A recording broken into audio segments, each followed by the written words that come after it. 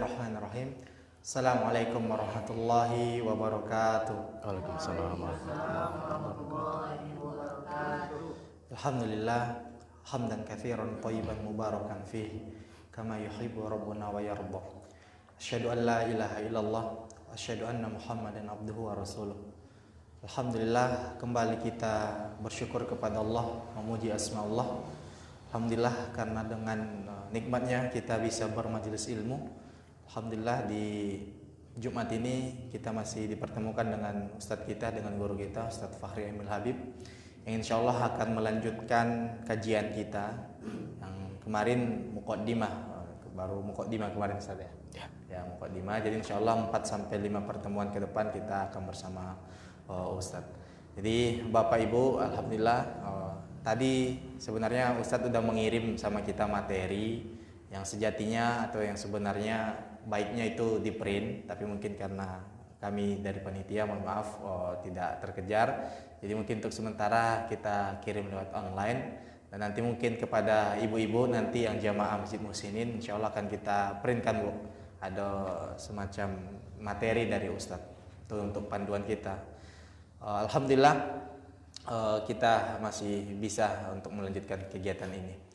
Selanjutnya selawat berkat salam marilah senantiasa kita mohonkan kepada Allah agar dicurahkannya kepada hamba terbaik, hamba kekasihnya. Allahumma sholli ala Muhammad wa ala ali Muhammad. Baik Bapak Ibu, tanpa memperpanjang kata-kata muqaddimah, langsung saja kita berikan waktu kepada Ustadz kita. Kepada Ustadz dipersilakan. Assalamualaikum warahmatullahi wabarakatuh. Waalaikumsalam warahmatullahi wabarakatuh. Alhamdulillahilladzi hadana li hadza wa ma kunna linahtadiya laula an hadanallah. Asyhadu an la ilaha illallah wahdahu la syarikalah. Wa asyhadu anna Muhammadan abduhu wa rasuluh. Allahumma shalli wa sallim wa barik ala hadzal nabiyil karim wa ala alihi wa sahbihi wa man tabi'ahum bi ihsanin ila yaumiddin. Fanawayna ta'luma wa ta'lim wa naf'a wal intifa' wal ifadata wal istifadah wal hatha ala tamassuki bi kitabillahi ta'ala wa bi sunnati nabiyhi sallallahu alaihi wasallam wa du'a ilal huda wa dilalata 'alal khairi ibtigha'a mardatillahi wa sawabihi wa qurbih. Allahumma 'allimna ma yanfa'una wa anfa'na bima 'allamtana wa zidna ilma. Bapak pimpinan Raudatul Jannah, dalam hal ini diwakili oleh Pak Panji, Bapak Ibu guru, Bapak Ibu para jamaah, pengurus masjid yang dimuliakan Allah, dan yang menonton. Puji syukur kehadirat Allah Subhanahu wa taala, salawat dan salam mudah-mudahan selalu tercurah untuk Nabi junjungan alam Nabi Muhammad sallallahu alaihi wasallam. Mudah-mudahan dilimpahkan pula untuk keluarga beliau, kepada para sahabat beliau, kepada siapapun yang telah menyampaikan ajaran beliau kepada kita, termasuk orang tua dan guru-guru kita. Mudah-mudahan kita, keluarga kita, anak cucu kita semuanya tetap berpegang teguh kepada apa yang telah dibawa oleh Nabi Muhammad sallallahu alaihi wasallam, sehingga nanti mudah-mudahan pada hari berbangkit kita dibangkitkan bersama-sama dengan beliau. Bapak Ibu yang dimuliakan Allah, ketika kita membahas tentang agama Islam, maka kita sepakat bahwasanya sumber syariat kita adalah Al-Quran dan hadis. Ini sepakat kita nih. Nah, dari Al-Quran dan hadis, ini kita petakan yang kemarin sudah kita kaji sebenarnya. Dari Al-Quran dan hadis, kemudian kita tarik 3 hal. Apa itu? Aspek Islam, iman, ihsan. Kenapa kita penting magiyah batih, memberikan batas seperti ini? Karena zaman sekarang ini ada sekelompok orang gitu kan, gampang sekali dia mengklaim itu tidak sesuai Quran Sunnah. Ya, tidak ada mungkin ulama-ulama kita itu ngambil Injil, tidak ada cerita itu. Ya, tidak ada cerita ulama kita ngambil Taurat, tidak ada cerita. Pasti sumbernya Quran dan hadis. Kemudian diambil dari Al-Quran dan Sunnah ini menjadi Islam, iman, dan ihsan. Poin-poin Islam itu kemudian dirangkum dalam ilmu yang disebut dengan fikih. Poin-poin iman dirangkum dalam ilmu yang disebut dengan ilmu tauhid. Poin-poin ihsan dirangkum dalam ilmu yang disebut dengan tasawuf. Nah, sekali lagi kami ingatkan, tasawuf ini bukan ilmu jalan di atas air ya. Ya, ilmu jalan di atas air itu ilmu apa namanya? Tuh enggak ilmu tuh pembahasan karomah bisa, sihir bisa. Ya, bisa karomah, bisa sihir. Nah, tergantung bagaimana proses sehingga terjadi hal-hal khawarik lil adah. Atau proses kebal pedang itu apa nama ilmunya, Ustaz? Kalau itu debus tuh ya. Nah, jadi tolong dibedakan terlebih dahulu tentang istilah. Jadi tasawuf itu tazkiyatun nafas. Setiap ulama pasti akan menganggap penting tasawuf. Bahkan Buya Hamka pun juga menulis buku tentang tasawuf.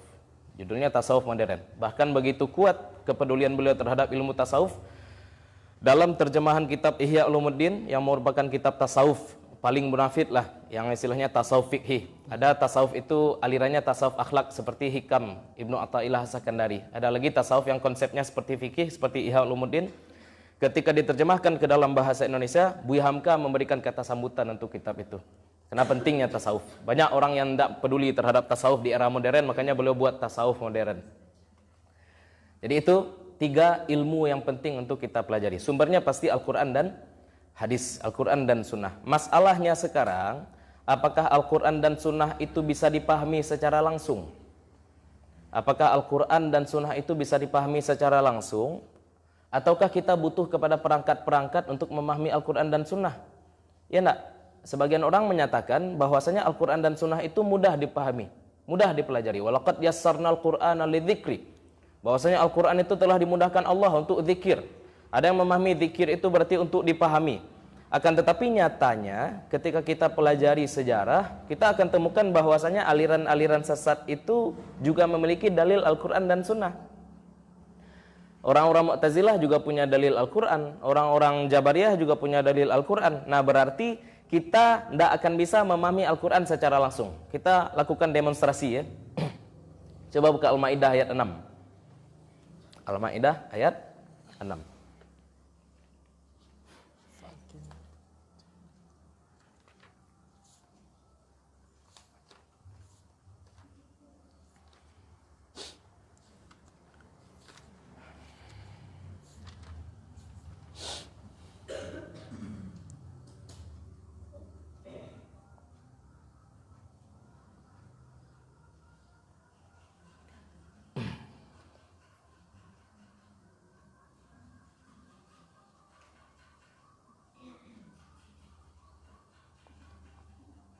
Ya ayyuhalladzina amanu idza qumtum ilas salati faghsilu wujuhakum. Ya, hai orang-orang yang beriman, apabila kamu hendak salat, yang pertama kali kita lakukan apa? Basuh. Kemudian apa lagi? Tangan. Nah, basuh tangan ya, basuh tangan sampai apa lagi? Sapu atau usap ya, usap kepala. Apa lagi?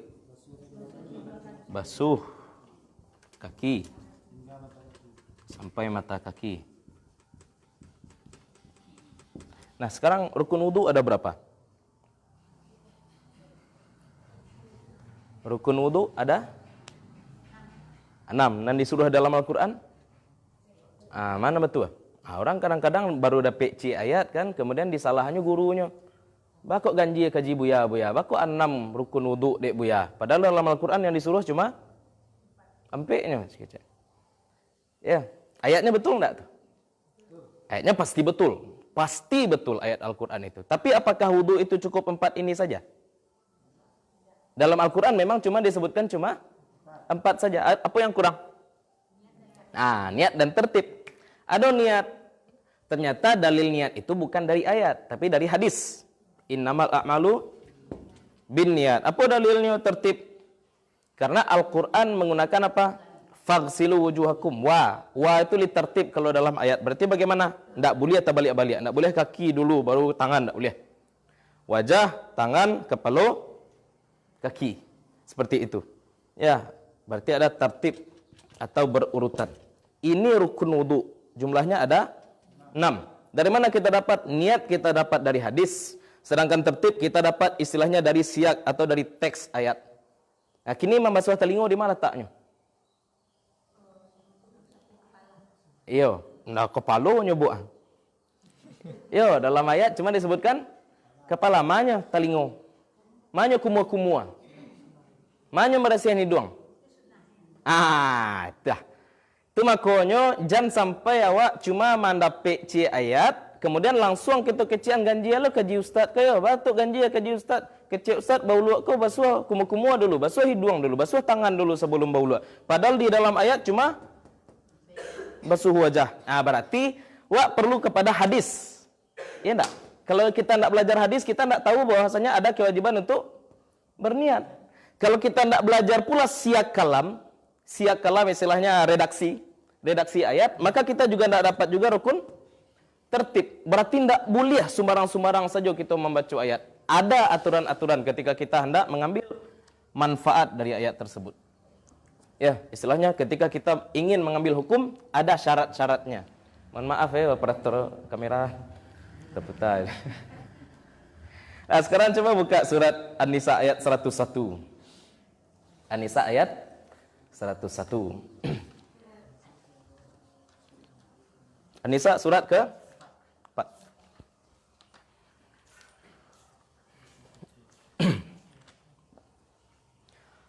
Itu ayat tentang qasar salat ya, qasar salat.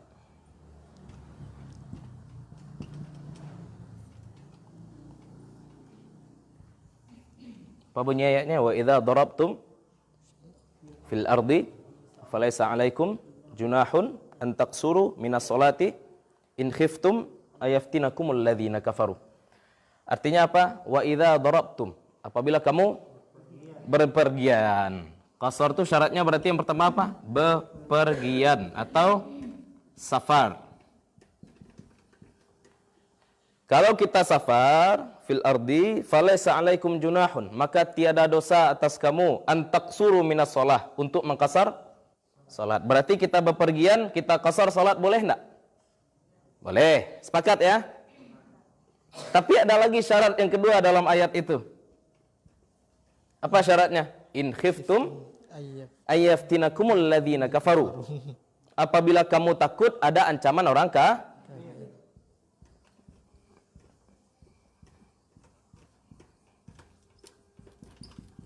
kini mau tanya, siapa nama bang? Bang Fadli, ke Padang boleh qasar salat? Dari Siko ke Padang boleh qasar salat? Ada orang kapi yang mancam di jalan, boleh qasar salat? Iya kan dalam ayat in khiftum ayat kah? In khiftum ayaftinakumul ladzina. Mohon maaf, jangankan ke Padang, ke Makkah ada ancaman orang kafir sekarang. Ke Rusia mungkin lah iya. Ke Makkah nak do, wah santai dia di pesawat. Ada ancaman orang kafir di jalan. Nak do, lalu aman saja. Tiba-tiba lah sampai saja, ya nak. Ada ancaman orang kafir ketika kita mau ke Padang? Enggak. Orang Islam mungkin lah iya. Istilahnya begal. Iya, tanya agamanya apa agamanya? Tapi dalam ayat dikatakan apa? Kalau ada ancaman orang kafir. Sekarang ada ancaman orang kafir enggak kalau kita ke Padang? Berarti boleh kita mengqasar salat? Apa kok ragu? Ayatnya jaleh kok ha? Itu gaya orang zaman kini itu ya. Ayatnya jaleh kok ha? Jadi hati-hati, itu makanya kita katakan ayat tidak bisa dipahami satu begitu saja. Ya, kok penyakit zaman kini apa tuh? Hadisnya kan jaleh. Kadang-kadang ayat atau hadis dipakai untuk mendebat ustaz, ya nak? Kok hadisnya kan jaleh ke ustaz? Kok ustaz kecian bentuk itu? Ini kan juga nih. Apa? Wa idza darabtum fil ardi, kamu berpergian safar, laisa 'alaikum junahun an taqsuru minas shalah, tidak masalah kamu mengqasar salat. In khiftum ayaftinakumul ladzina kafaru. Kalau kita takut ada ancaman orang kafir. Lalu bagaimana cara kita memahami ayat ini? Ya nak, saya nan dari Padang di situ ada. Iko yang saya tanya kok dari Padang. Wah biasa mengqasar saja ya nak. Acaranya tu. Itu makanya. Ada hadis dari Ali bin Abi Thalib. Apa banyak sahabat pandang lainnya ketika membaca ayat kok. Ketika membaca ayat ini dia pusing juga. Ini kan dulu orang-orang kalau berjalan memang suasana perang sehingga turun ayat ini. Kemudian ditanya kepada Nabi, tanya kepada Ibnu Abbas dulu. Ini bagaimana nih ayatnya? Kan ancaman orang kafir sekarang sudah tidak ada. Masih bolehkah kita mengqasar atau tidak? Apa kata Nabi sallallahu alaihi wasallam? Sadaqatun tasaddaqallahu biha ala ibadih. Qasar saja salat. Walaupun sekarang sudah tidak ada ancaman orang kafir. Kenapa? Karena qasar ini adalah sedekah dari Allah. Ya, jadi walaupun sudah tidak ada lagi ancaman orang kafir, qasar masih boleh. Dari mana kita dapat itu? Dari hadis. Nah, jadi koko istilahnya hukumnya dinasakh. Hukumnya dinasakh atau dihapus dengan hadis tadi. Shadaqatun tasaddaqallahu bihi. Jadi Allah bersedekah, ambillah sedekah Allah. Walaupun sudah tidak ada lagi ancaman orang-orang kafir. Itu contoh. Jadi jangan asal-asal lu kayak dapet cek hadis, dapet cek ayat langsung bersalah-salahan orang. Oh bahaya. Bahaya ya. Coba buka Al-Baqarah 200. Al-Baqarah 200.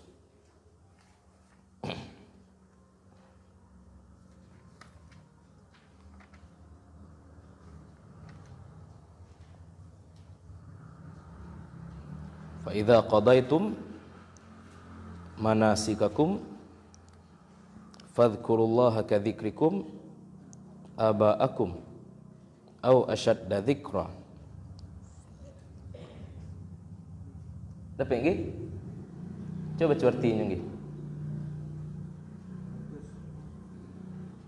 Apabila kamu telah menyelesaikan ibadah haji, maka berzikirlah kepada Allah sebagaimana kamu menyebut nenek moyang kamu.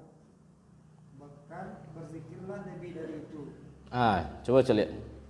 Kalau kita terjemahkan secara tekstual, terjemah pondok ya. Tadi itu kan terjemah tafsiriyah. Fa idza, fa maka. Idza jika. Qadaitum telah selesai kamu. Manasikakum akan ibadah kamu. Nah, manasik memang dalam hal ini adalah manasik haji. Fadhkuru maka sebutlah Allah kadzikrikum sebagaimana kamu menyebut aba'akum bapak-bapak kamu. Wak kalau memanggil pak wak, Pak. Misalkan wak sedang hilang di pasar, Pak panggil pak wak. Bisik-bisik. Pak panggil bapak wak. Kare-kare ya enggak? Kare-kare. Berarti sekarang Allah memerintahkan kita untuk memanggil Allah sebagaimana kita memanggil kare-kare atau lembek-lembek? Kare-kare. Atau asyadda dzikra disebutkan pula atau lebih atau lebih karih lo daripada wak manggil apa wak kan ya enggak. Jadi boleh enggak tuh wak zikir karih-karih itu? Coba cari Al-A'raf ayat 55. Al-A'raf ayat 55.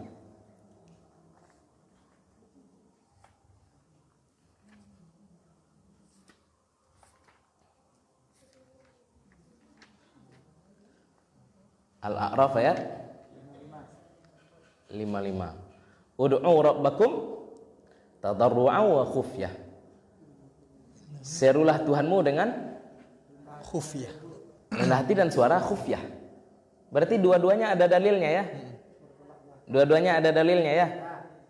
Oke, itu contoh jangan sampai awak mengamalkan cuma satu ayat Al-Qur'an. Kadang-kadang masalah-masalah yang muncul sekarang ketika orang bertikai, ya nanti musajidnya zikir bersama-sama, nanti musajidnya zikir surang-surang. Baca kaknya enggak, jangan sembayang situ batu. Nya zikir kari-kari. Jangan sembayang situ batu, imamnya enggak pandai mimpin zikir. Adalah yang mode itu ya enggak. Ambo pernah teh. Jadi sebelum ambo ceramah di Masjid Baitur Rahman. Iya, Pak Baswa. Jadi ambo tanya dulu kepada pengurus, Pak, di siko doa surang-surang atau bersama-sama? Bersama-sama Ustaz. Jadi setelah sholat saya pimpin doa bersama-sama. Sebelum pulang salam pengurus ke. Makasih banyak ya Ustaz, batu Pak. Ya alhamdulillah jarang-jarang ada Ustaz yang datang kemudian mengamalkan apa yang diamalkan di masjid itu. Ya, sehingga kadang-kadang jamaah itu mengecek, "Iku imam le pandai memimpin doa, tidak pandai imam berdoa." Kecek jamaah gitu kan. Kalau mau pribadi santai saja di masjid yang doanya sendiri-sendiri, kita ikut doa sendiri-sendiri. Di masjid yang doanya sama-sama, zikirnya sama-sama, kita ikut doa sama-sama. Karena kita tahu dalilnya semua. Apalagi nanti kalau kita buka Sahih Muslim, hadis riwayat Ibnu Abbas, "Al-jahru bidzikri indal maktubati kana inda ahdi Rasulillah sallallahu alaihi wasallam." Bahwasanya menjaharkan zikir itu sudah ada sejak zaman Nabi sallallahu alaihi wasallam. Tidak jadi soal. Nah, makanya di situ Al-Quran dan hadis ini sepakat kita sebagai sumber ya. Tapi untuk memahami Al-Quran dan hadis ini perlu ada ilmu namanya ilmu alat. Apa namanya? Ilmu alat.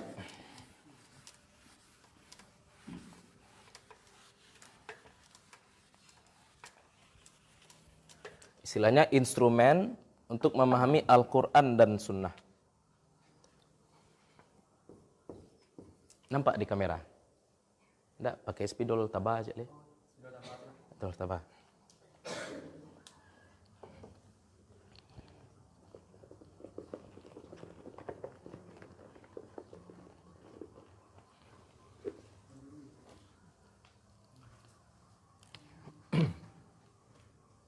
Ilmu alat.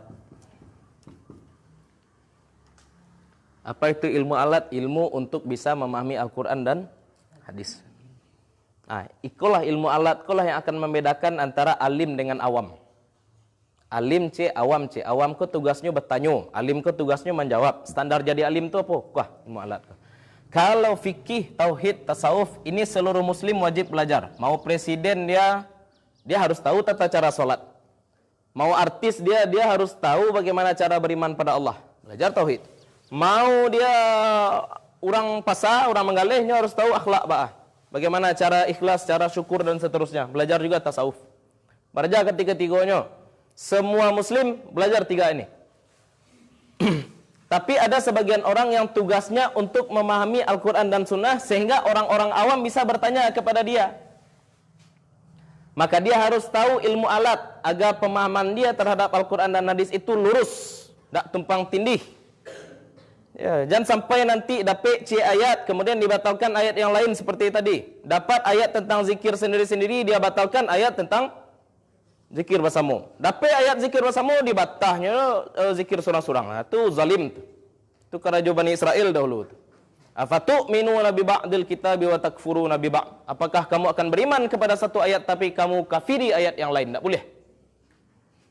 Ya, makanya penting awak beraja itu komprehensif. Dan ustaz-ustaz pun harusnya jujur. Jangan sampai orang bercakap gara-gara ustaz.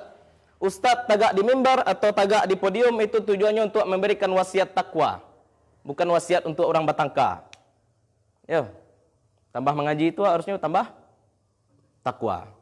Bukan bertambah tangka. Cakap saja jadinya. Sudah ngaji cakap, Pak. Nampak wak anak wak, aku anak. Nampak dia apa wak bersungui, Pak cukup lah sungui. Batu, janggui.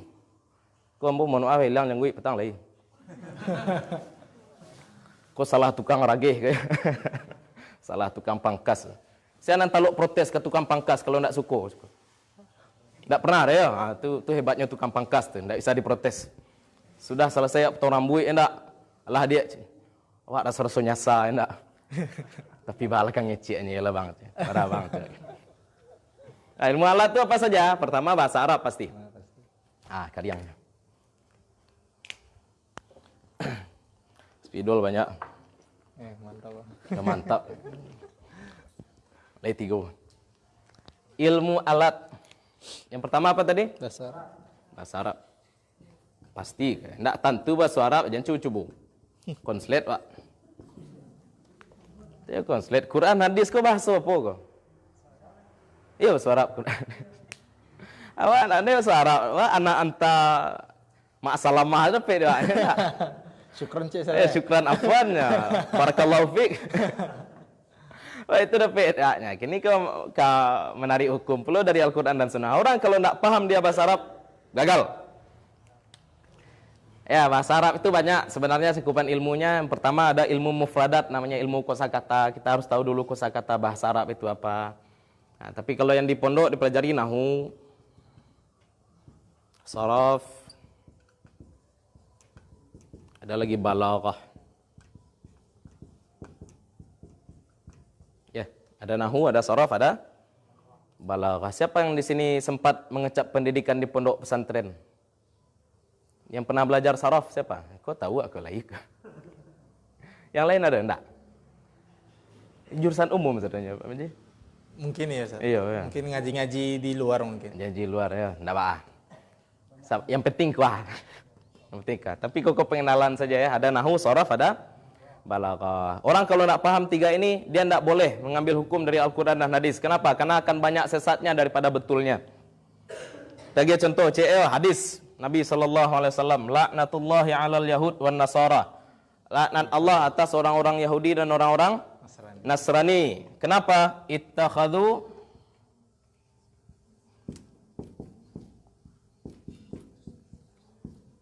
qubura anbiya'ihim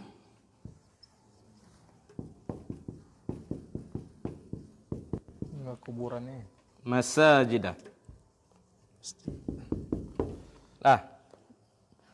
Coba tolong terjemahkan ya. Ittakhadhu artinya apa? Wa minan nasi may yattakhidhu min dunillahi andada. Dalam Al-Baqarah juga ada ittakhadhu, menjadikan. Apa ittakhadhu? Menjadikan. Kubur. Anbiya'ihim, nabi-nabi mereka. Masajidah, masjid. Jadi masjid. Jadi orang Yahudi dan Nasrani dilaknat Allah karena apa? Menjadikan kubur nabi mereka menjadi di musajid wa ko ada kuburan ko. Abah kakak tu. Abah kakak tu. Mana yang dibongkar musajid itu kubur. Kan itu kadang-kadang. Orang dipaksa untuk memilih bentuk itu. Jadi menjawab orang-orang nan serupa itu dijawab boleh pakai hadis. Kalau pakai hadis kita kembalikan ikut ke dalam makna aslinya ya. Masajid. Kini yang mau tanya.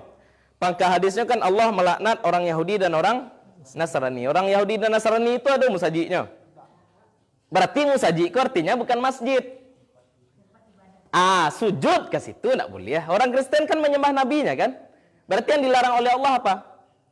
Menyembah selain daripada Allah. Kalau menyembah selain daripada Allah, kan laknat. Jadi tidak ada kaitan kubur anbiya'ihim masajidah, bukan masjid.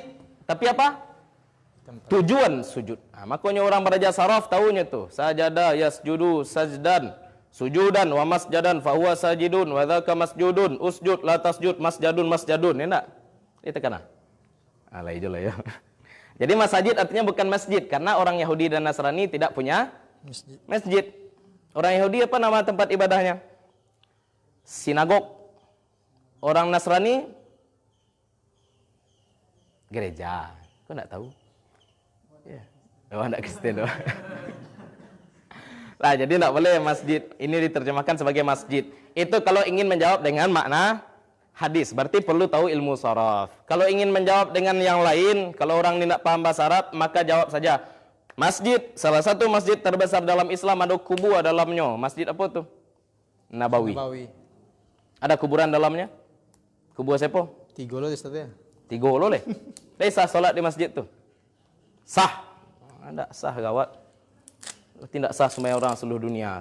Nah, jadi jangan asal-asal saja memahami hadis. Hadisnya betul, kalau tidak memahami bahasa Arab, efeknya apa? Kacau. Ya.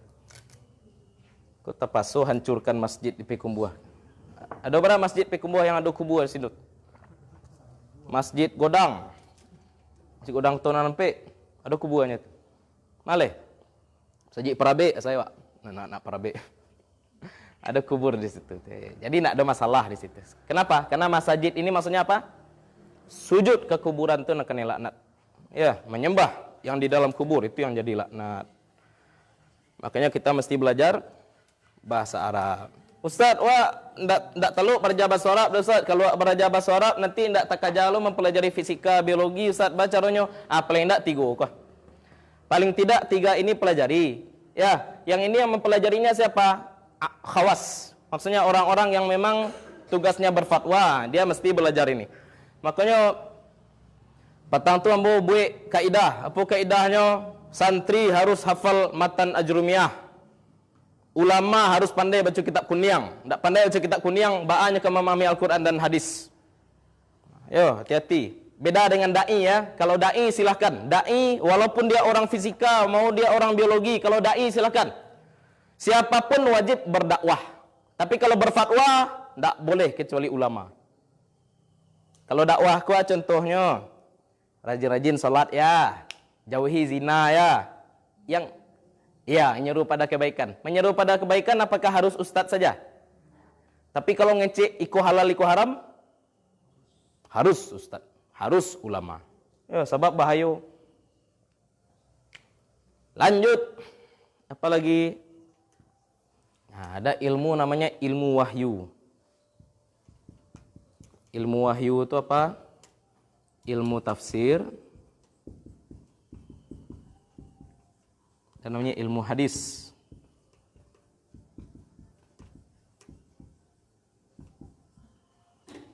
Ilmu tafsir, ilmu hadis. Dalamnya ada maki, madani, mutlak, muqayyad, nasikh, mansukh, ilmu hadis. Kapan hadis itu sahih, kapan hadis itu dhaif. Ini penting juga ya. Hadis dhaif boleh diamalkan enggak? Hadis dhaif boleh diamalkan enggak?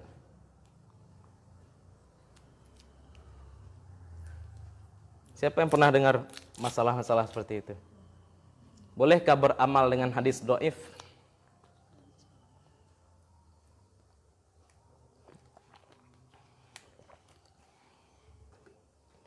Ada orang sekarang dalam pembahasan puasa Rajab, enggak?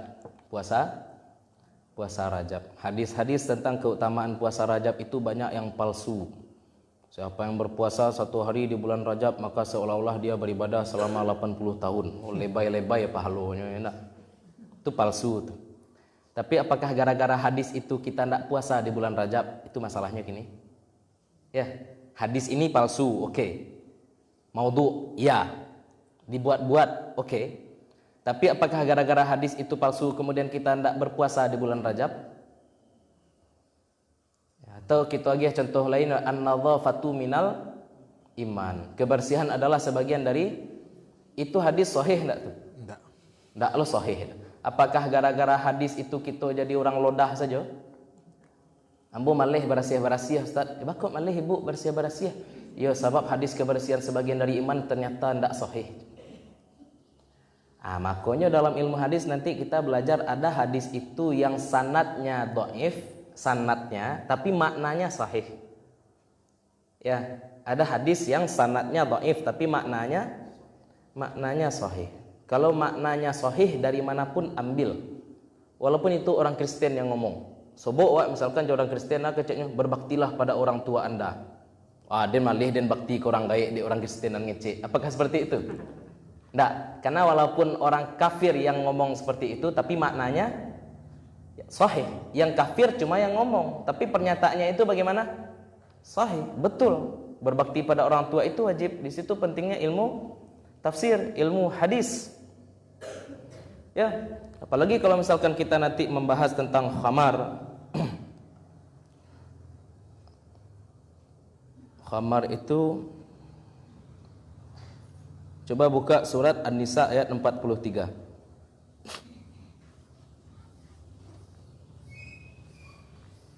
An-Nisa ayat 43.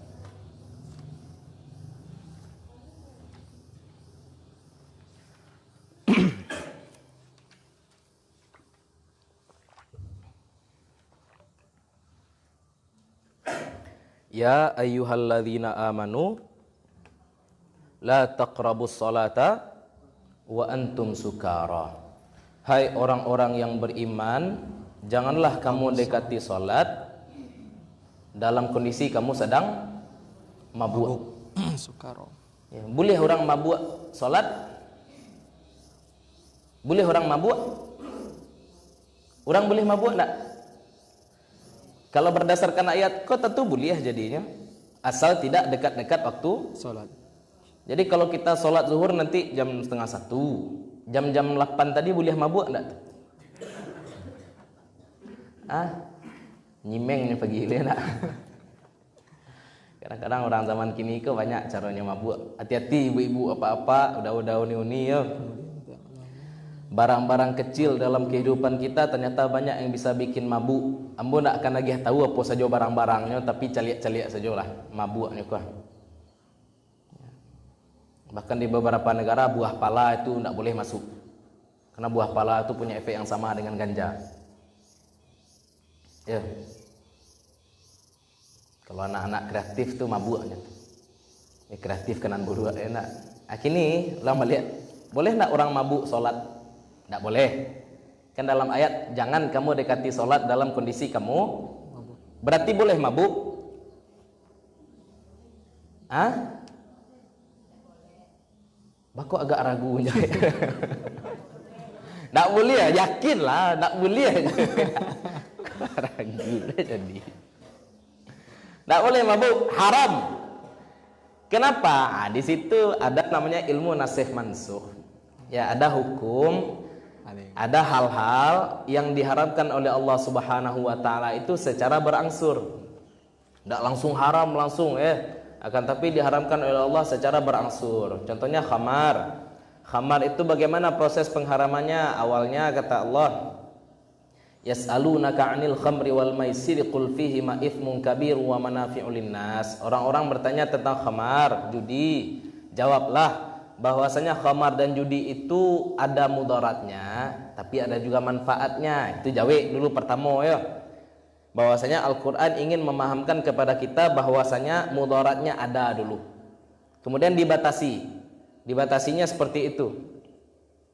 Dibatasinya bahwasanya kalau mau sholat jangan mabuk, sehingga orang-orang yang sudah terbiasa mabuk tadi kalau ingin mabuk celiaknya jam dulu.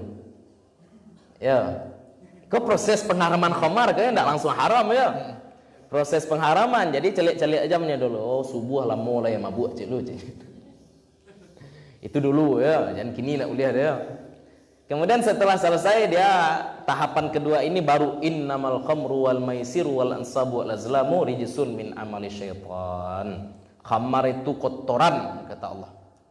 Perbuatan setan. Orang yang tadilah mulai membatasi dirinya dari khamar, ya sudah terbiasa membatasi diri dari khamar, dia bisa meninggalkan khamar. Tapi kalau khamar itu langsung diharamkan, kira-kira susah enggak diterima oleh orang-orang yang terbiasa minum khamar? Susah. Nah, ini cara Al-Quran mengharamkan sesuatu. Itu namanya apa? Nasakh. Ya, hukum dihapus dalam ilmu tafsir.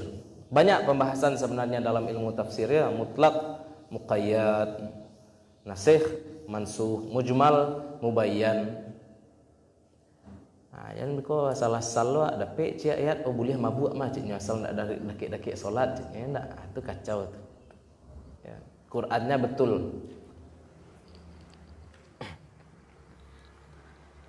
Tapi kita sepakat ya, Al-Quran dan hadis ini pasti benar ya. Pasti. Orang yang memahaminya pasti benar? Belum tentu. Ya, Al-Quran hadis pasti benar. Orang yang membacanya belum tentu betul.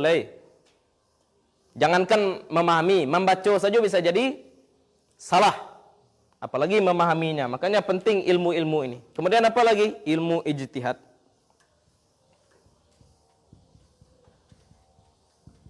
Ilmu ijtihad itu apa? Usul fiqih.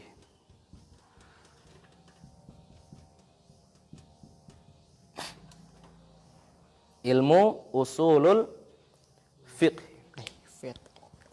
Nah, di usul fikih itu nanti kita belajar amar, nahi, perintah, larangan. Perintah itu kalau kuat bagaimana, kalau tidak kuat bagaimana. Ya enggak? Ada hadis Nabi SAW, ma nahaitukum anhu fantahu, an-nahyu, larangan. Larangan itu bagaimana? Fantahu. Apa yang Nabi larang, hentikan.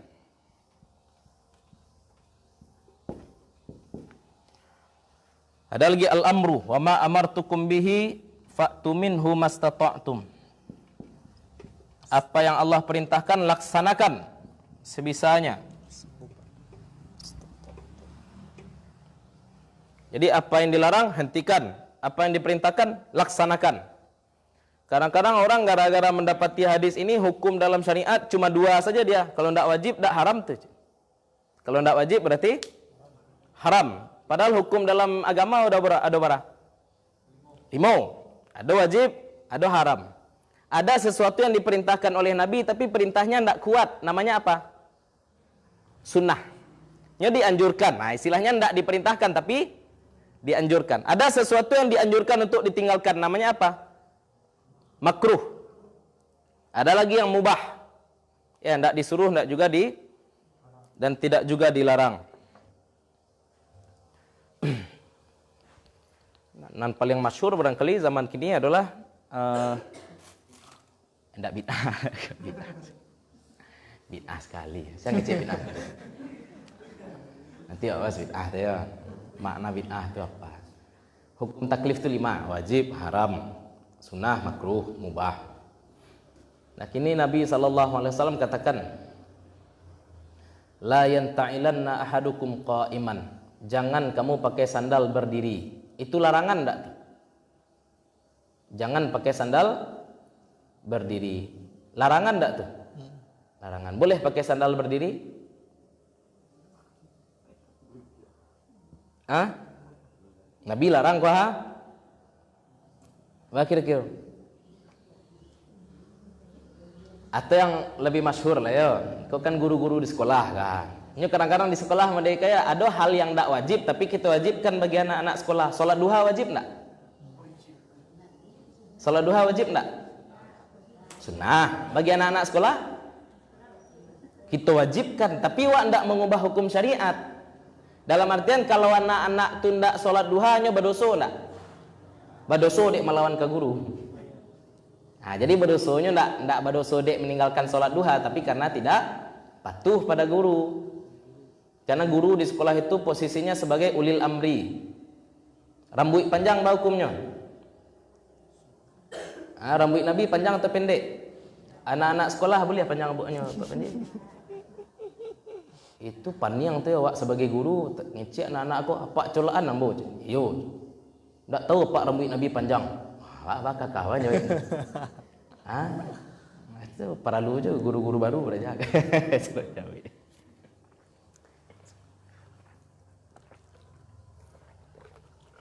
Ya.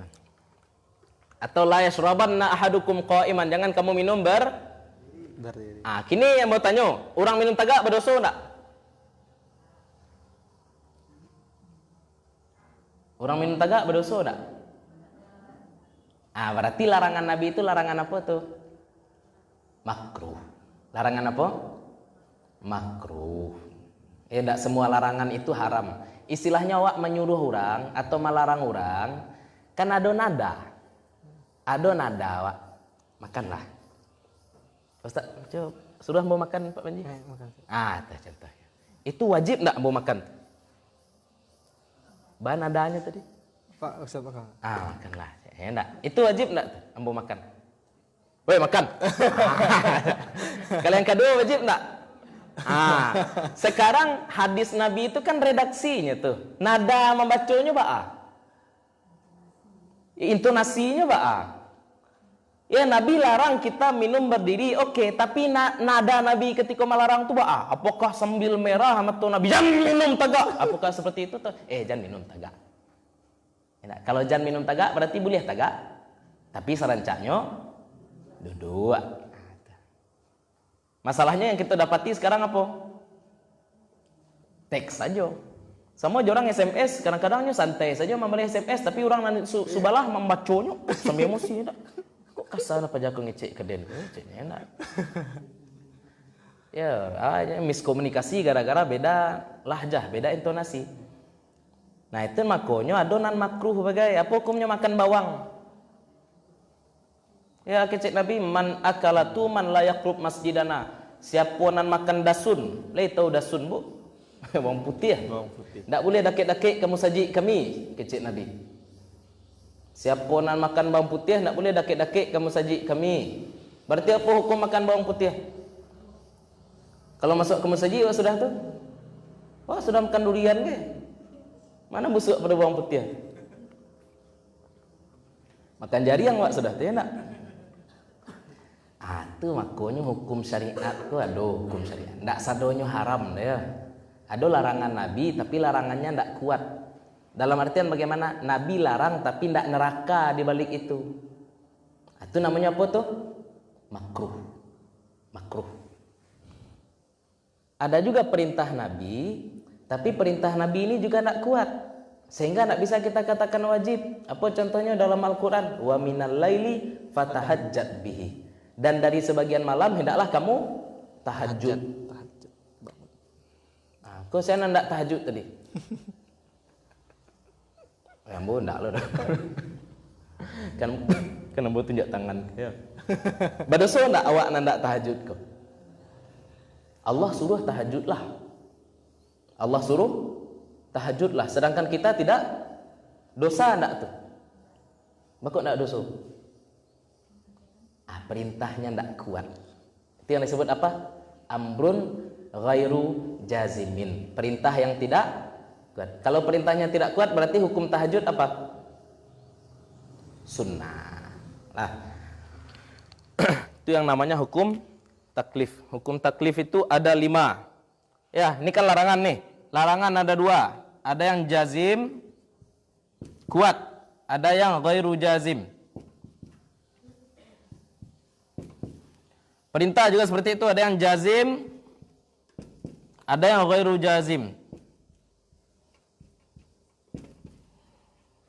Perintah ada yang kuat, ada yang tidak kuat. Kalau yang tidak kuat berarti sunnah. Perintah kuat berarti wajib.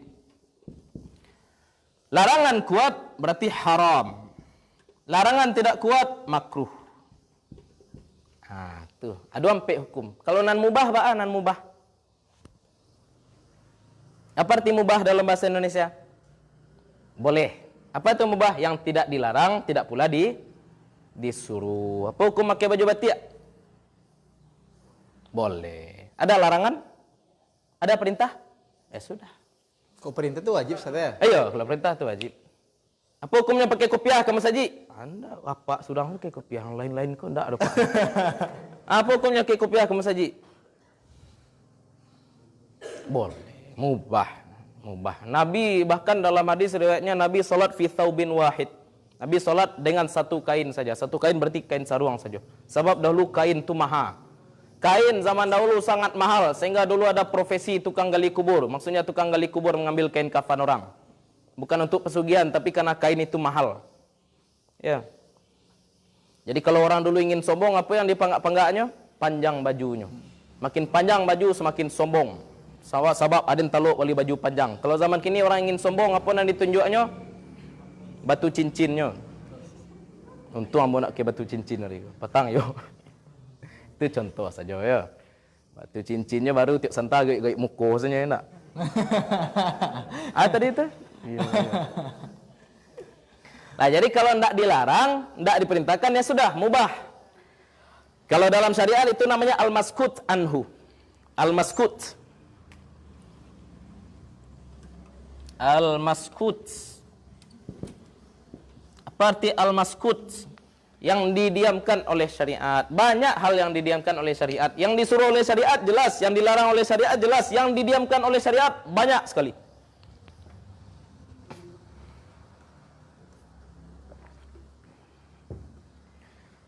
Ya, bagi contoh.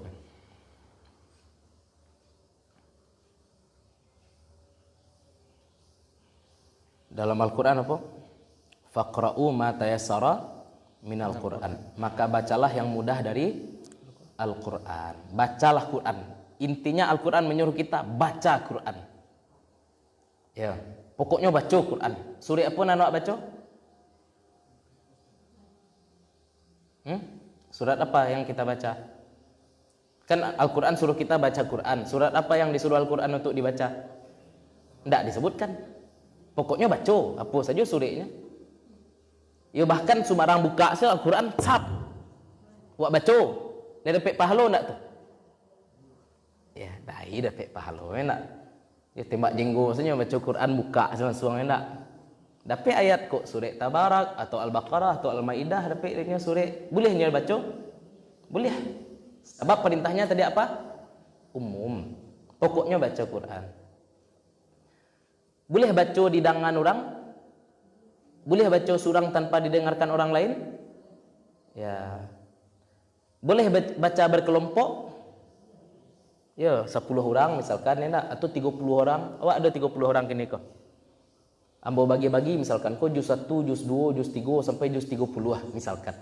Sehingga dalam satu majlis kita khatamkan Al-Quran. Boleh tak tu? Pokoknya baca, atau kita baca secara serentak semuanya. Ya, mari kita baca Al-Fatihah sama-sama. Bismillahirrahmanirrahim. Baku ambo surang semacam tadi itu. Ya, misalkan sama-sama baca tadi, boleh enggak? Boleh ya. Sebab apa? Pokoknya cara bacanya bagaimana? Syariat diam. Syariat tidak memberikan batasan-batasan. Apakah harus bersama-sama ataukah sendiri-sendiri? Apakah harus dengan suara rendah atau suara tinggi? Terserah. Pokoknya baca Al-Quran. Ma tayassara. Suratnya apa? Terserah apapun suratnya. Berarti mubah. Pokoknya Al-Quran itu dibaca. Nah, kadang-kadang orang sekarang dikasih-kasihnya batasan. Nah, tuh. Orang baca Yasin berkelompok, ada ibu-ibu ke baca surang di sudut. Kok surang-surang ngaji lah berkelompok, je kami kah? Ndak dia baca surang. Kau nyak gaya mah. Ndak boleh. Karena walaupun ibu tu sendiri di sudut, hanya tetap mengamalkan ayat, membaca Al-Quran. Ibu-ibu nan di sudut ngecek lah, kau kalian sok-sok amal siapa kalian amalkan tu. Tado Nabi baca Quran mereka kalian tendak, ndak. Saling menghujat. Padahal kedua-duanya sama-sama membaca Al-Quran, keduanya sudah mengamalkan ayat. Ya, jangan sampai bahaya lo zaman-zaman kini itu. Wah, sama-sama baca Quran, tapi gara-gara beda surah bercakap. Ambo baca Al-Kahfi, nanti kau baca Yasin. Ya. Suaminya baca Yasin, istrinya baca Al-Kahfi, tidak berjumpa di akhirat. Itu bohong. Ya, itu propaganda bohong. Indakna lakinya baca Yasin, insyaAllah malam di akhirat bersobok atih nama sama-sama muslim insyaAllah. Ya, paling indak bersoboknya nanti minta utang. Hati-hati ya, suami istri itu akan paling banyak utangnya nanti di akhirat ya. Jadi ada aja positifnya nalun kawin. Allah harus. Nah, jadi tidak perlu diributkan. Umar bin Khattab kalau baca Al-Quran suaranya keras. Kalau Abu Bakar baca Quran suaranya lembut. Siapa yang salah? Tak ada yang salah. Sebab kedua-duanya sama-sama baca Quran. Nan ibu ko baca Kahfi, nan ibu ko baca Yasin. Siapa yang salah? Nan menyalahkan. Sebab itu namanya apa? Al-Maskut. Syariat diam. Pokoknya baca salah Quran tu. Istilahnya sudah Isya, misalkan langsung saja ibu-ibu ko lalu berdosa enggak? Sedangkan anda baca Quran saja tidak berdosa, dah boleh. Itulah. Tarawih. Nah, kok tarawih lebih banyak didiamkan oleh syariat. Dalam hadis Nabi apa kata Nabi? Man qama Ramadana imanan wa ihtisaban ghufira lahu ma taqaddama min dzambi. Siapa yang berdiri salat di bulan Ramadan, maka Allah ampuni dosanya yang terdahulu. Imanan wa ihtisaban, karena iman dan berharap. Iman dan penuh harap. Jadi dia berdiri solat di malam Ramadan, alasannya karena iman dan penuh harap, maka Allah ampuni apa yang terdahulu dari dosa-dosanya. Sekarang berapa rakaat solatnya itu yang disebut oleh Nabi? Ada tak Nabi nyebut solatnya berapa rakaat? Pokoknya apa? Pokoknya solat. Pokoknya kita lakukan qiyam pada malam Ramadan. Kalau 2 rakaat dapat tak kira-kira?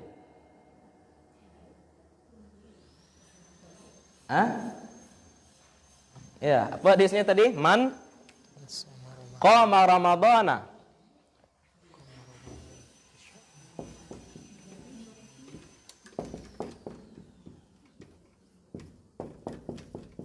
Siapa yang sholat pada malam Ramadan, diampuni dosanya. Sekarang Nabi sebutkan tak berapa rakaatnya? Tak ada Nabi sebutkan rakaatnya. Berarti 2 rakaat dapat pahala tak? 2 rakaat dapat pahala. Sampai rakaat 8 rakaat. 8 rakaat dapat pahala dan dapat lo hadis Siti Aisyah. Alah, itu level-levelnya ya. Lama lihat kalau 2 rakaat dapat qamah, dapat qiyam. Kalau 8 rakaat dapat hadis Siti Aisyah. Kalau 20 dapat ijma Umar bin Khattab. 20 rakaat. Lah, kalau lalu senyum sudah salat Isya badoso. Enggak lo badoso kan? Kau awak gara-gara nancik 8 nancik 20 lah. Cakap. Salat tarawih hukumnya sunnah. Baca hukumnya haram. Boleh nak gara-gara nan sunnah kita kerjakan yang haram? Boleh nak korupsi untuk umrah? Saya demi umrah saya korupsi. Sama dia, demi yang haram di kerajaannya, demi yang sunnah di kerajaannya nan saya ingin mencium Hajar Aswad tapi orang ramai. Bagaimana caranya?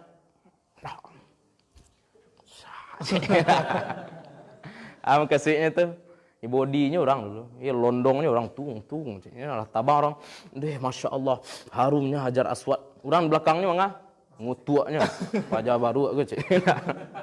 Ya orang beribadah, tapi gara-garanya melakukan itu, mengumpat orang di belakangnya gara-gara pajak aku tukang londong orang. Dapat nak barakah mencium Hajar Aswad ketika itu? Nah, makanya kau perlu ya, raja-raja yang bentuk itu jangan sampai lantak-lantak yang haram gara-gara yang sunnah. Memposisikan yang sunnah tu wajib, memposisikan yang sunnah sesuai porsinya itu wajib. Ada guru kami menceritakan dalam sebuah halaqah, ya kadang-kadang halaqah tu muridnya dakik dengan guru. Saking dakiknya mau diawak kalau berdua enak. Saking dekatnya murid dengan guru. Gurunya sedang ngajar, orang rami ibu ya. Guru murid paling dakik kira-kira di siko. Tiok sebentar keluar siwaknya. Tiok sebentar keluar. Siwak tu apa hukumnya? Siwak sunnah ya.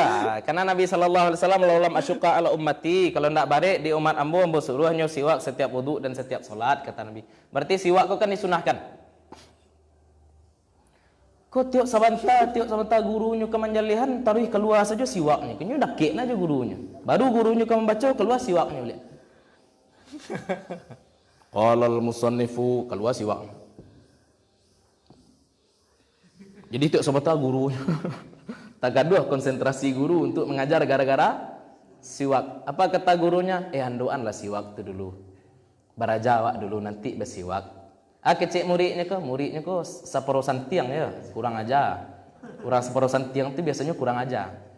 Kalau orang sabana bodoh rendah hati, orang sabana santiang rendah hati juga. Nan payah tu separuh-separuh. Murid ni kan separuh santiang. Syekh, kau sunnah kau cik. Kecik syekh ni kau mencabut bulu ketiak sunnah lemah. Cabutlah kau ya. Istilahnya sunnah ya sunnah, tapi ado tempat. Jangan tentang sunnah kau lantuang saja aturan-aturan lain. Ya menghormati majelis ilmu pun wajib. Menjaga ketertiban majelis penting. Termasuk jangan sampai kita mengganggu konsentrasi guru, itu juga penting. Kau tiap sebentar keluar aja siwak. Kamu di sekolah pernah? Wah sedang menjalihan bahasa Arab, anakku baca Quran ya bu. Ya, kau yang akan maja mungkin akan mendapati seperti itu. Wah sedang menjalihan pelajaran, anakku kadilarang tak tu anak tu? Kadilarangnya baca Quran, tak kadilarang? Awak maja kah? Kau pegawai sadanya atau ada yang jadi guru? Banyak guru. Banyak guru ya. Ya, kini kawan-kawan guru-guru semua sedang menerangkan pelajaran. Anak-anak ini sedang menghafal Al-Quran atau dia sedang membaca zikir pagi. Gimana tindakan kita? Kadilarangnya berzikir. Tidak kadilarang wak sedang maja. Kalau ambo mau ganti telingonya. Menuntut ilmu wajib, membaca Al-Quran sunnah. Itu jawabnya ya. Apa? Menuntut ilmu hukumnya wajib. Talabul ilmi faridatun ala kulli muslim wa muslimah. Menuntut ilmu wajib bagi muslim dan muslimah. Sedangkan membaca Al-Quran sunnah. Bisa di asrama hanya membaca Quran?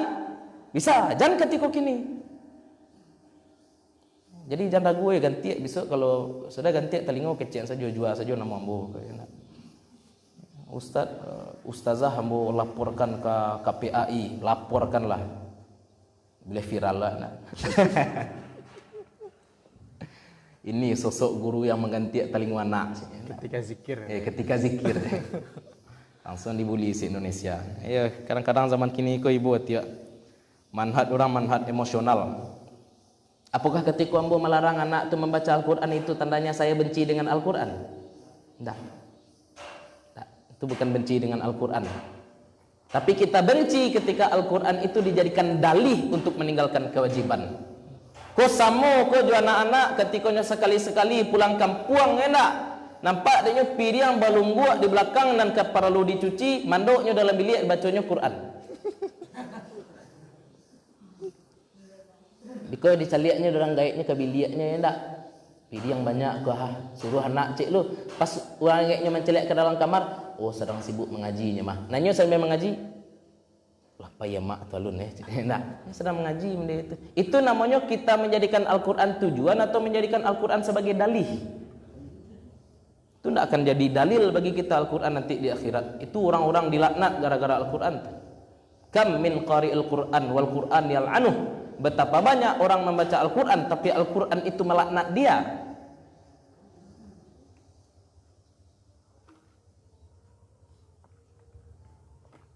Tak boleh ada ya, nan wajib tu wajib. Boleh tak pergi haji tanpa meninggalkan nafkah bagi isteri?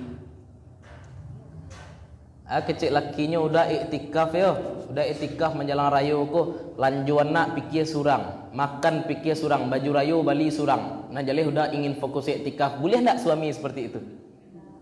Tak boleh. Kewajiban, tetap dilaksanakan. Nah, itu gunanya baraja itu. Usul fikih. Hanya asal-asal lantak-lantak nanti bahaya. Ya, tak tahu mana wajib, mana sunnah, mana makruh, mana yang mubah. Kemudian juga penting ada namanya ilmu mantik. Ya, ilmu mantik.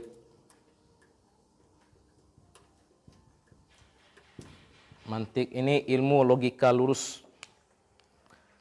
Likamilil qarihah.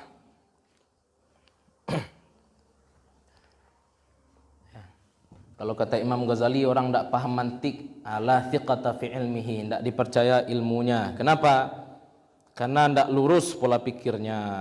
Contohnya di dalam Al-Quran, kamu dah hafal nomor ayatnya. Surat An-Nisa ayat 10. Surat An-Nisa ayat 10.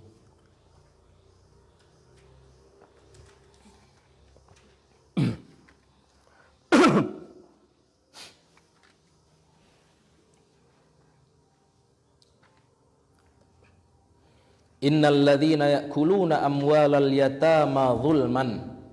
Sesungguhnya orang-orang yang memakan akan harta anak yatim zulma, secara zalim. Innama ya'kuluna fi butunihim nara. Hanyalah mereka memakan di perut mereka api. Jadi orang nan memakan harta anak yatim berarti memakan api. Kalau harta anak yatim ko di baliannya kau tu boleh tak? Nan dilarang dalam Al-Quran manga? Makan ya. Makan harta anak yatim. Kalau di balian kau tu boleh tak? Seraknya kotak-kotak infak anak yatim ya tak? Di minimarket, di siko, di situ segala macam. Kemudian pitih itu dipakainya untuk membeli lebuliah tu.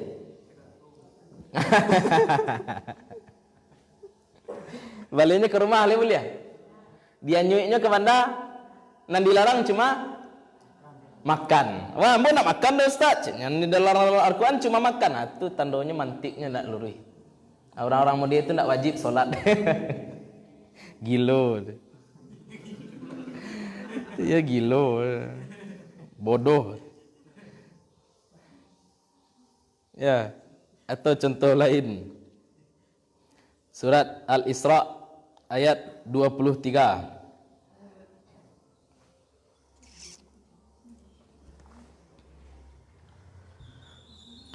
Surat Al-Isra ayat 23. Kok menarik ke ayatnya kayak?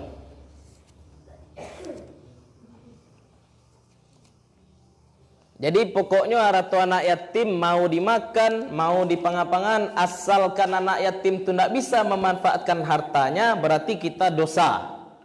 Mau di balian kau tu, mau di balian ke rumah, mau dipakai untuk menikah, pokoknya kalau tidak dipakai untuk kemaslahatan anak yatim, berdosa. Nah, kini surat Al-Isra ayat 23. Apa ayatnya? Wa qada rabbuka alla ta'budu illa iyyahu wa bil walidaini ihsana. Dan telah memutuskan Tuhan engkau bahwa tidak menyembah engkau kecuali kepadanya, dan dengan kedua orang tua berbuat baik.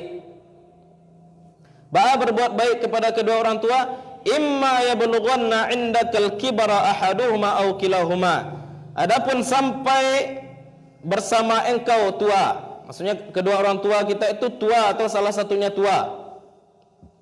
Fala taqul lahuma uffin, maka jangan katakan pada orang tua kamu uff. Apa arti uff kalau di dalam Al-Qur'an itu? Ya. Dan dilarang dalam Al-Qur'an cuma mengatakan Kalau baca duit boleh enggak? Cuman di situ ya. Yang disebutkan dalam Al-Qur'an cuma Kalau ditumbuk orang gaib boleh enggak? Enggak boleh. Maka enggak boleh. Itu namanya qiyas aulawi, ya nak? Analogi lebih. Mantik. Sedangkan bilang saja tak boleh ya. Sedangkan bilang saja tak boleh, bilang saja tak boleh, apalagi di atas ninju. Boleh banyak loh. Kadang-kadang orang buat analogi kacau ya. Mana dia dipacari anak atau ditinju anak? Dia ditinju. Ditinju hati sakit, badan sakit loh. Kalau dipacarian hati saja nan sakit. Mana dia tu? Hadiah kedua-dua.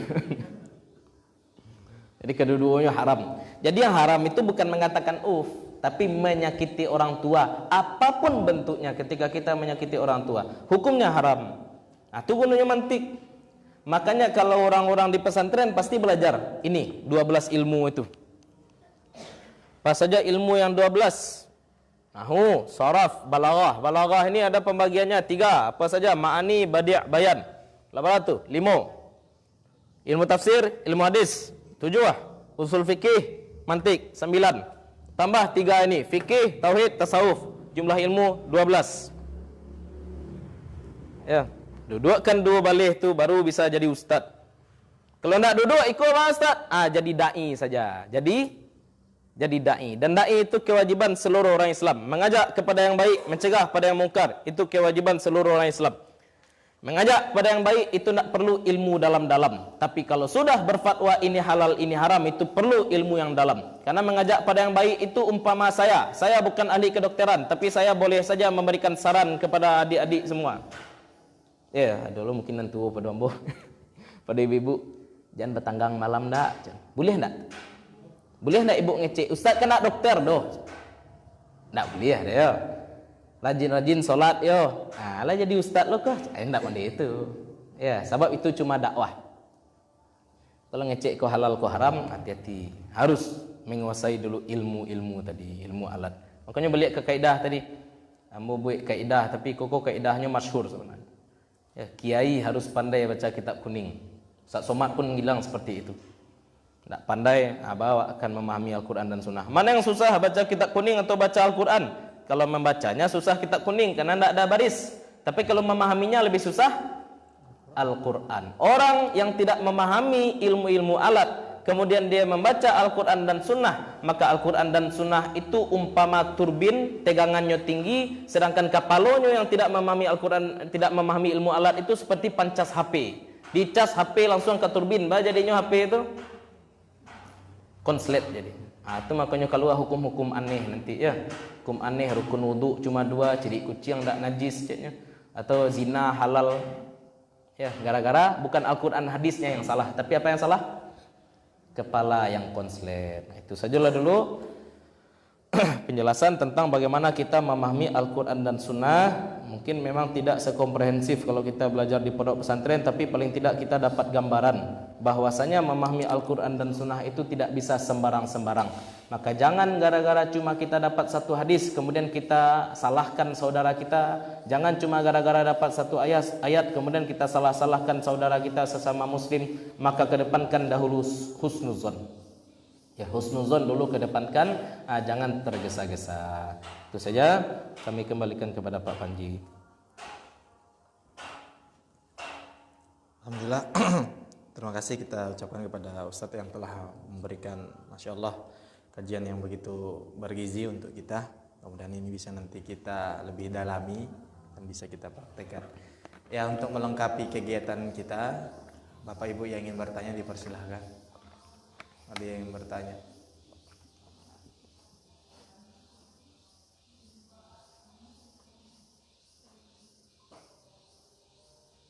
Oh iya, Ustaz, ada pesan dari jamaah. Kebetulan jamaahnya enggak datangnya ingin bertanya. Mungkin kau lebih ke fikih mana, Ustaz? Terkait masalah mahram. Gimana kalau seumpamanya seorang ibu ini punya anak, kebetulan beliau pisah dengan suami sebelumnya dan dia nikah lagi, dan gimana status mahram dari anaknya itu? Jadi anak beda ayah tapi satu ibu. Gimana, Ustaz? Itu mahram ya. Itu namanya akh li saudara seibu. Yang jadi masalah itu kalau duda nikah dengan janda sama-sama punya anak. Duda dengan janda nikah dan keduanya sudah sama-sama punya anak dari pernikahan sebelumnya, itu anaknya boleh nikah. Makanya hati-hati ya wak, duda nikah jo janda. Kemudian anak wak anaknya tinggal lo serumah. Itu mereka ndak punya rasa bersaudara. Bisa jadi nyodek serumah terjadi hal-hal yang ndak diinginkan nanti. Ya, makanya hati-hati mana waktu di situ. Tapi kalau misalkan saudara seibu ya, tapi saudara seibu itu kalau dalam warisan itu terakhir mewarisi. Maksudnya ahlul qarabah, saudara seibu atau saudari seibu. Ya, itu namanya kalalah ya. Wallahu taala alam. Masalah mahram kok gak ngiri aja sebenarnya Bapak Ibu ya. Kalau yang bukan mahram boleh bersentuhan enggak? Yang bukan mahram boleh bersentuhan atau tidak? Tidak boleh. Besan itu mahram enggak? Enggak. Kalau bersobok bersalam-salam enggak? Itu apanya les? Beda. Itu namanya darurat irit. Tidornya. Irit ke istilahnya ada darurat nyawa. Istilahnya kalau kita tidak bersalam dengan besan kan tidak mati. Berarti bukan darurat nyawa, tapi darurat irit. Irit itu nama bayi artinya. Ya, kadang-kadang ada hal-hal haram yang dibolehkan karena keadaan. Apa contohnya makan babi boleh kalau tidak ada makanan lain yang bisa kita dapatkan. Makanya pada penjelasan fikih itu ada namanya lagi tatbik fikih atau fatwa. Fikih beda dengan fatwa. Secara fikih pencuri dipotong tangannya, tapi di masa Umar pencuri tidak dipotong tangannya. Kenapa? Karena ada kondisi saat itu di mana kita sering berperang, sedangkan orang sedang krisis. Sedangkan orang krisis ini menyebabkan banyak pencurian. Kalau banyak pencuri berarti nanti banyak dipotong tangan. Kalau nanti ada panggilan jihad berarti pasukan kita pasukan sabalah saja tangannya nanti. Jadi ada pasukan bertangan buntung jadi. Itu contoh saja. Tatbik. Wallahu a'lam. Jadi Bapak Ibu masih ada yang ingin bertanya? Ya silakan, Bu Melan dulu.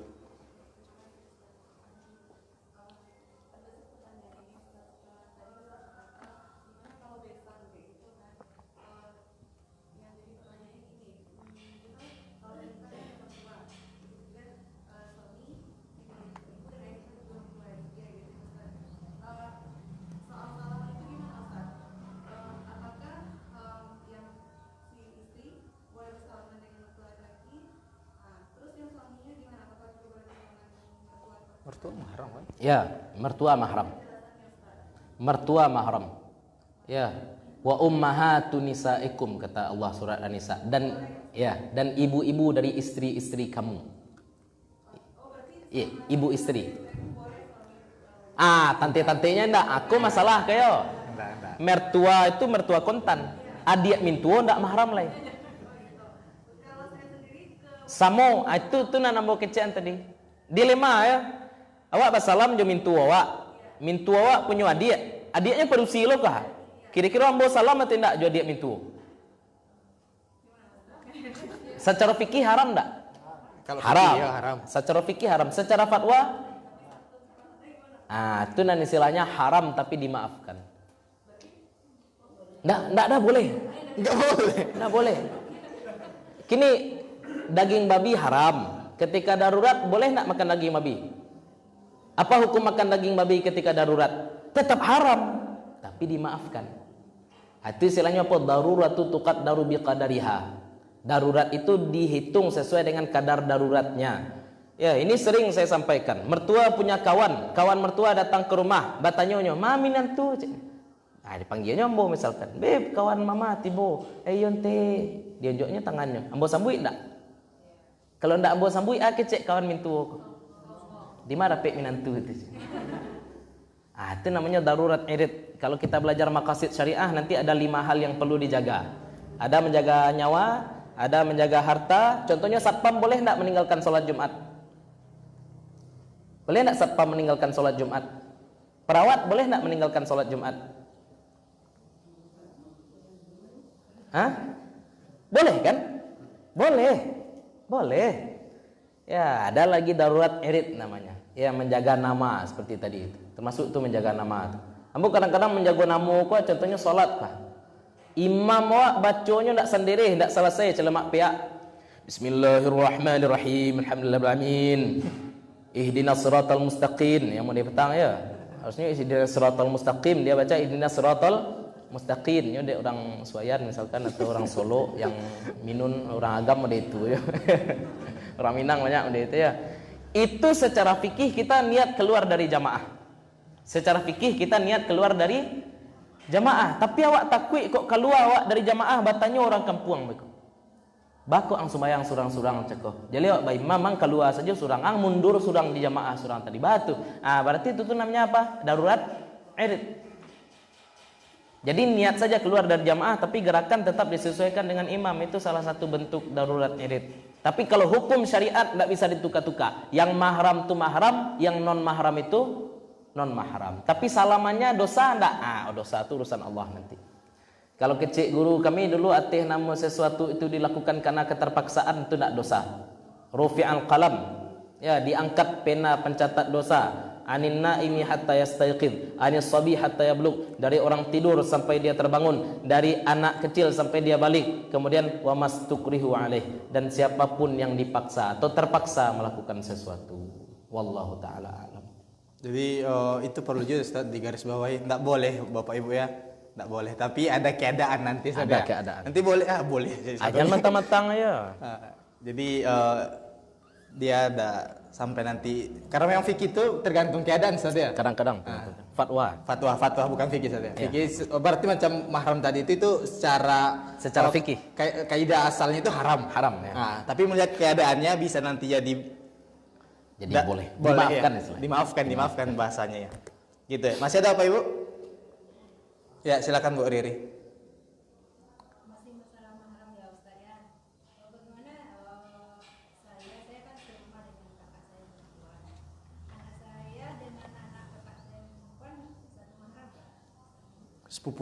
Sepupu. Pernah ibu susui anak kakak tuh? Enggak pernah. Atau sebaliknya pernah? Enggak pernah juga. Ya sudah, berarti bukan mahram. Boleh nikah secara syariat, boleh nikah. Berarti batasan auratnya sama ya. Batasan auratnya sama dengan ajnabi istilahnya. Sepupu. Kalau di Minang ya enggak boleh nikah dia karena dia satu suku, tapi secara syarak dia boleh menikah. Maka untuk yang seperti itu bagaimana dipahamkan kepada anak-anak, jangan mantang-mantang awak banun sana yo dari ketik main samo yo, akan tetapi auratnya tetap dijaga.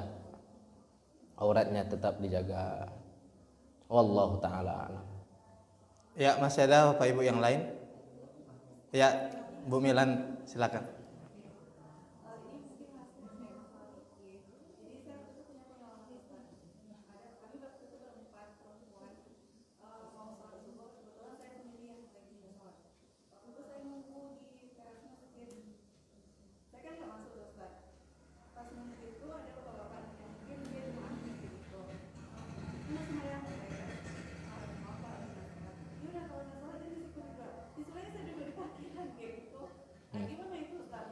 Terkait masalah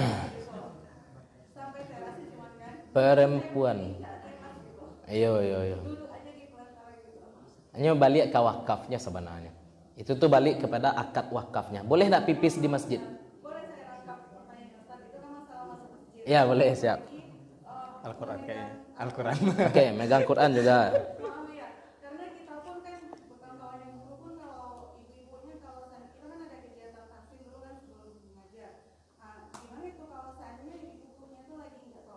Ya. Apakah sementara kita udah punya HP?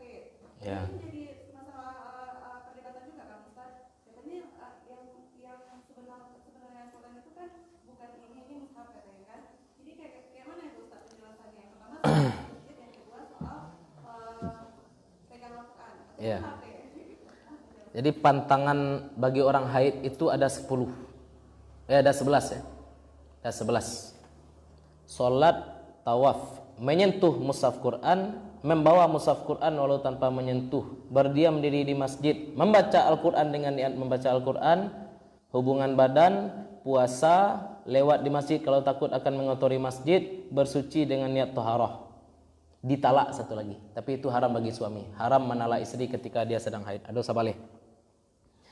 Nah sekarang tentang berdiam diri di masjid, ambo lagi analogi sederhana saja dulu. Boleh tak pipis di masjid? Tak boleh. Nah, kini WC masjid kok bagian dari masjid nak? Tak. WC masjid bukan masjid. Itu dah gebate. Parkiran masjid tu masjid tak?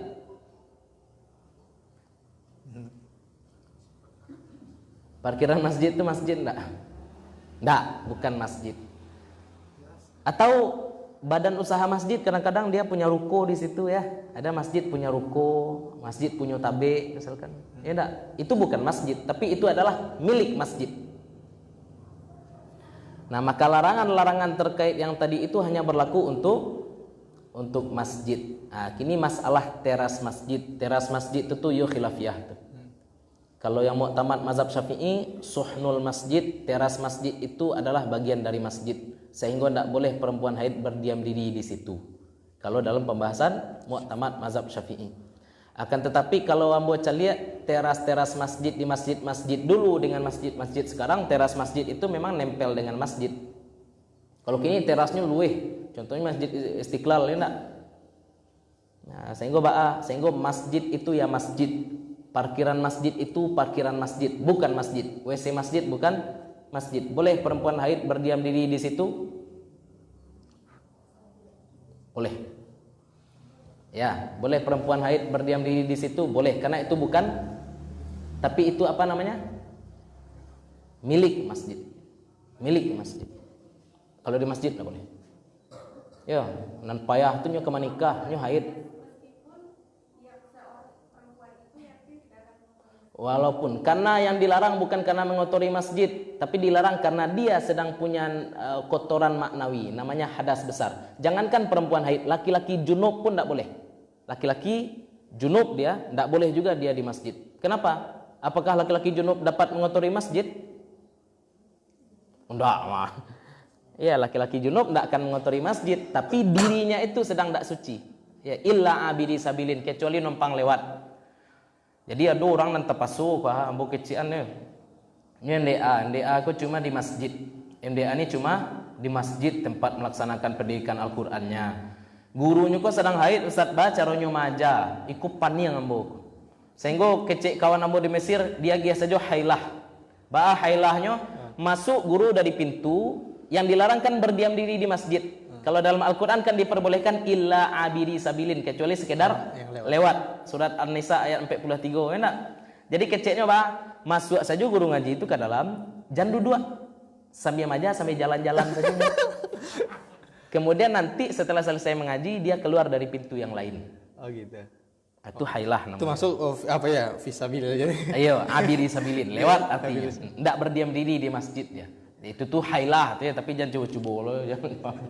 Tapi bisa dipakai kalau darurat seperti tadi, bisa dipakai. Ya. Kadang-kadang terkait mushaf. Yang kedua, terkait mushaf, Bali saja mushaf yang ada terjemahan. Boleh. Ya, atau Quran tafsir. Kalau dahulu diumpamakan seperti tafsir Jalalain. Tafsir Jalalain itu tafsir paling ringkas. Nah, itu boleh dipegang bagi perempuan yang haid ataupun perempuan yang nifas.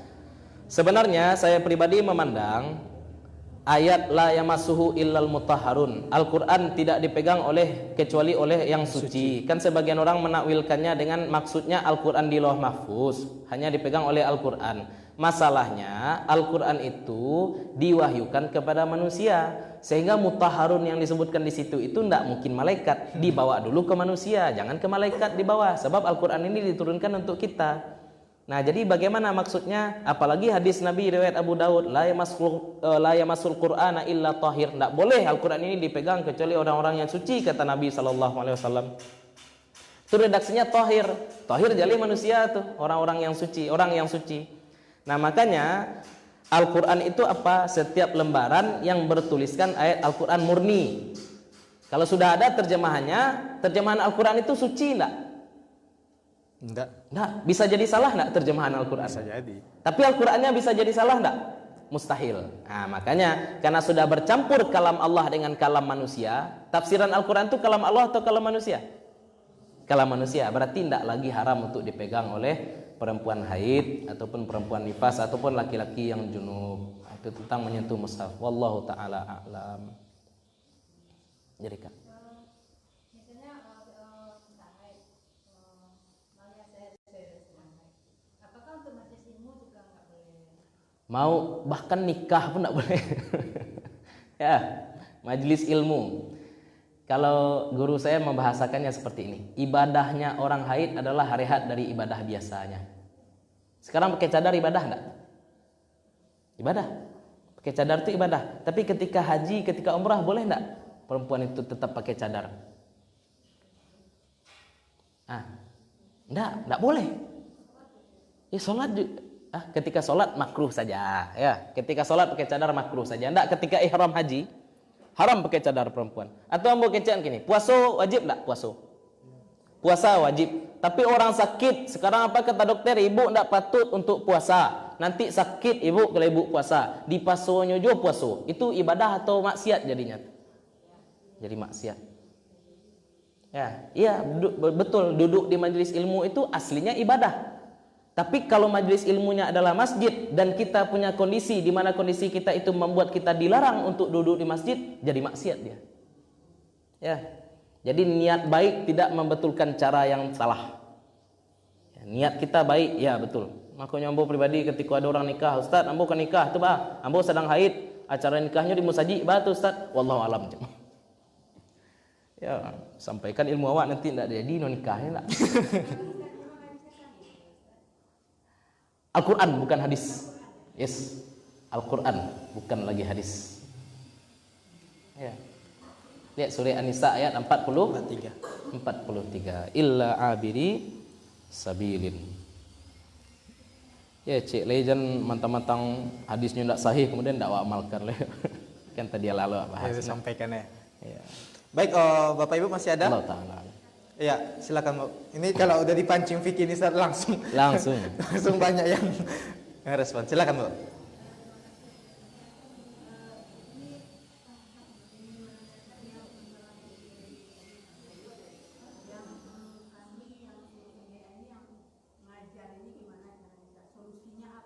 Iya. Kita ngajar anak ngaji, kalau kita libur gurunya berbagi bagaimana caranya?